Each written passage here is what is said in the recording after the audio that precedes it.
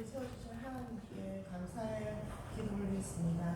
저는 올해 여름 8월 15일 날 침대 세례를 받았습니다.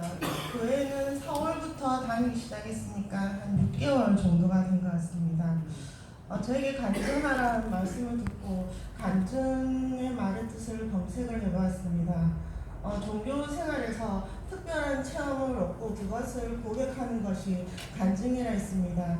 보통 우리가 생각하기에는 큰 병이 들어서 나았다거나 아니면 경제적 어려움이 있었는데 갑자기 자기는 모르게 도움을 받았다 하는 그런 일들을 생각할 수 있는데 저에게는 아직까지 그런 일들은 없지만 이렇게 특별한 자리에 이렇게 특별한 분들 앞에서 서 있는 그 자체가 특별한 체험이라 생각을 하고 제 생활의 변화와 몇 가지 느낀 점을 말씀드리고자 합니다. 첫째로 하나님께서는 저를 이미 오래전부터 사랑을 해주셨고 이끌어 주셨다는 것입니다. 제가 교회를 다닌 지는 6개월 정도밖에 되지 않았지만 저도 여러분들처럼 동생 부부의 초청으로 한 4년 전부터 교회 크고 작은 행사에 참여하게 되었습니다. 장학금 전달식이라든지 작은 음악회, 그리고 여름 물놀이에 따라갔었고 가을 야외에도 저희 식구들을 다 데려갔습니다. 저는 그때 교회에 대해서 잘 몰랐고 라디오에서 기독교 방송을 듣고 열심히 적어가면서 성경 공부를 하는 동생을 보고 핀잔을 주기로 했습니다. 그렇게 무지한 제가 그 행사는 참으로 편한 마음으로 따라다녔던 것 같습니다. 제 여동생 부부는 저에게 직접적으로 교회 가자고 전도를 하는 대신 하나님을 만나면 얼마나 좋은 일이 있는지, 얼마나 마음이 평화가 오는지 그런 일들을 가끔 얘기를 해주었습니다. 그래서 저는 점점 교회와 하나님에 대해서 궁금해지기 시작했습니다. 그때쯤 제 목소리에 작은 소리가 들렸습니다. 내 자녀부터 먼저 보내봐라.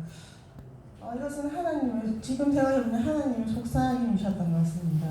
그래서 저는 제 자녀를 1년 전부터 보내기 시작했습니다.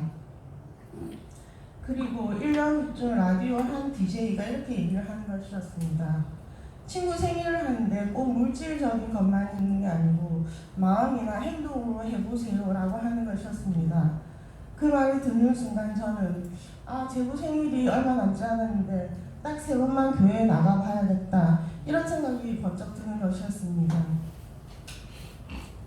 그것은 하나님의 집 눈앞에서 서성이고 있는 저에게 결단의 메시지를 보내주시는 것처럼 들렸습니다.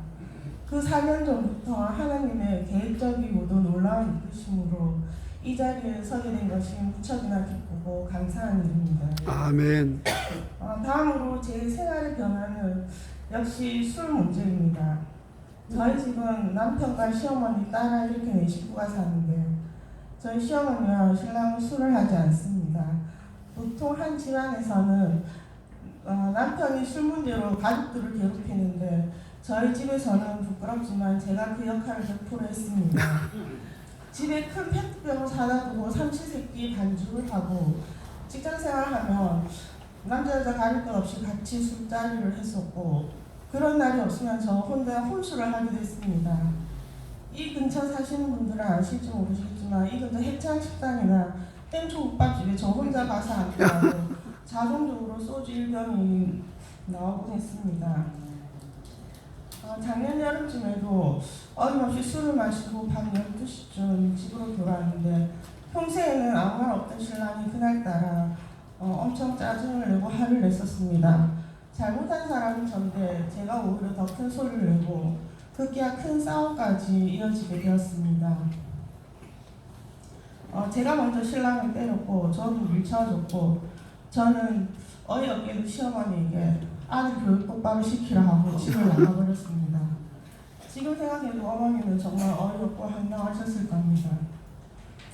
일주일이 정도 지나도 어른들끼리는 화해를 하고 용서를 하고 일이 무마되는 것 같았지만 9살난 제 딸아이는 마음에 큰 상처를 얻었습니다. 제 눈치를 보고 저에게는 말을 하지 않았지만 아빠에게 엄마가 술을 먹고 늦게 들어오더라도 아무 말도 하지 말아달라고 얘기를 했었답니다.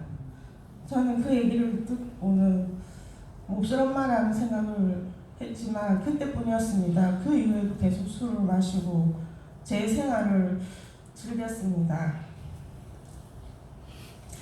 종종 이런 얘기도 했습니다. 술을 못 마신 사람은 성격이 안 좋거나 아니면 다른 나쁜 짓을 할 거야. 그렇게 엄마로서 아내로서 도리를 지키지 못하고 하루하루를 지낸 채로 교회를 나오게 되었습니다. 교회를 나오는데 한두 주 목사님 설교를 가슴 깊이 새기며 들었습니다. 목사님께서는 설교하실 때마다 금주해야 됩니다. 금연해야 됩니다. 이렇게 말씀을 하시지는 않지만 교인으로서 자기 자신을 지키고 하나님이 보내주신 자녀를 올바로 세우고 가정을 바르게 지키며 교인으로서 품위를 지키라고 강조하셨습니다. 날이 갈수록 가슴이 아팠습니다. 어느 날 냉장고에 있던 술병을 버리고 망설여지던 설교 노트란에 금주라고 적었습니다.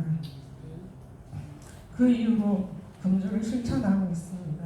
아멘. 식구들이 많이 놀란 눈치였습니다. 제가 왜 저러지? 처음에 친정 어른들도 또 한 번 집에서 큰 잘못을 저지르고 자숙을 하고 있는 줄로 알고 계십니다. 지금도 믿지 않으시는 눈치이십니다. 하지만 전 주님께 약속을 했고 실천을 하고 앞으로 하나님 나라에 갈 때까지 실천하겠다는 제 자신과 하나님의 약속을 지킬 것입니다. 아내로서 엄마로서 이렇게 부끄러운 얘기를 드리는 것은 말로 고백을 함으로써 회개를 하고 하나님이 준 크신 은혜에 조금이라도 보답하기 위해서입니다. 아멘. 그리고 두 번째 작은 변화는 아침을 조금 일찍 시작했다는 것입니다. 한 달 전쯤만 해도 너무 게을러가지고 신랑이 출근을 할 때까지 잠을 잤습니다. 신랑이 출근을 하면서 깨우면 잘 다녀오세요 하고 인사를 하는 정도였습니다. 싸움이 될까 신랑은 불만이 있어도 참는 눈치였습니다. 그러던 중 8월 말에 제부가 이 자리에서 새벽 예배 설교를 하는 시간이 있었습니다. 저에게 새벽이라서 나와달라는 얘기는 하지 않았지만 저는 그 자리가 궁금해서 새벽에 나와봤습니다. 그런데 그때 하나님께서는 저에게 또 한 번 속삭여 주셨습니다. 새벽 공기가 너무 신선하지 않니? 계속 한번 다녀보렴. 저는 아직 신앙심도 깊지 않고 기도를 그렇게 길게 오래 드리지는 못하지만 그 말씀에 순종해 보기로 했습니다. 그 이후로 새벽 예배에 참석하려고 노력하고 있고 실천하고 있는 중입니다. 아멘. 예배 후에 집에 와서 식구들 아침을 챙기고 소소한 시중을 들고 성경 읽고 하는 그런 시간을 가지고 있습니다. 하나님은 저에게 그동안의 나쁜 습관들을 가져가 주시는 대신 한 달 만에 다크서클을 주셨습니다.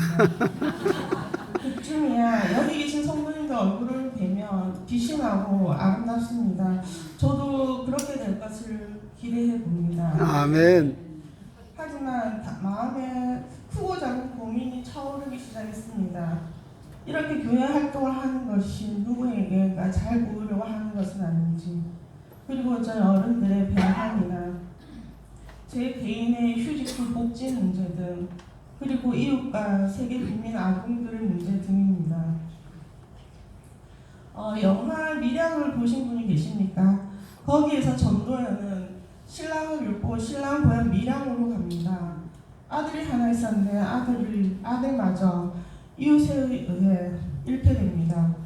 전도연은 큰 슬픔을 이기려고 하나님을 찾게 되고 큰 위로를 받습니다. 하지만 주위 환경과 결국엔 사람으로 인해서 실망을 하게 되고 하나님을 다시 저버리게 되고 정신을 놓게 됩니다. 저도 그 여주인공처럼 하나님을 믿고 순종하려 하지만 이런저런 고민에 빠지다가 계속 교회를 끝까지 잘 다닐 수 있을까? 이런 생각을 들기도 합니다. 그런 고민에 빠질 때쯤 목사님 사모님과 한 자매님께서 이런 말씀을 해주셨습니다. 자매님, 사람을 보지 마세요. 우리를 사랑하시는 하나님만을 보세요. 하나님께 소망을 두세요. 라고 말씀해 주셨습니다. 너무나 명쾌한 말씀이셨습니다.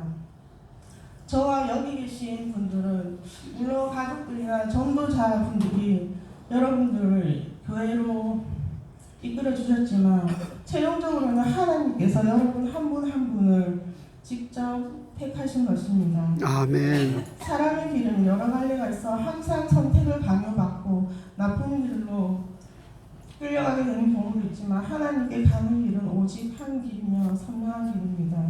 왜 가난을 주시고 큰 병을 주시고 아픔을 주시는지 아직까지는 잘 모르지만 저는 제 입으로 예수님이 우리 죄를 대신하여 죽으시고 예수님을 믿음으로써 구원에 이룰 줄을 믿습니다. 아멘. 라고 고백을 했습니다. 어제 보셨는지 모르지만 하늘이 잿빛이었습니다.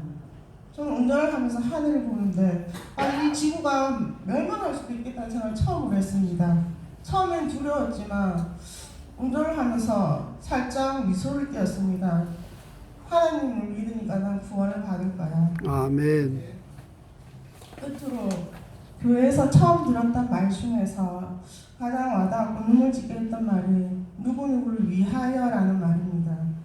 안정민 자매님을 위하여, 안정민 어머님 건강 회복을 위하여, 이웃을 위하여, 저와 제 가정을 알지 못하는 분들이 저를 위해 기도해 주는 것이 너무나 감동스러웠습니다.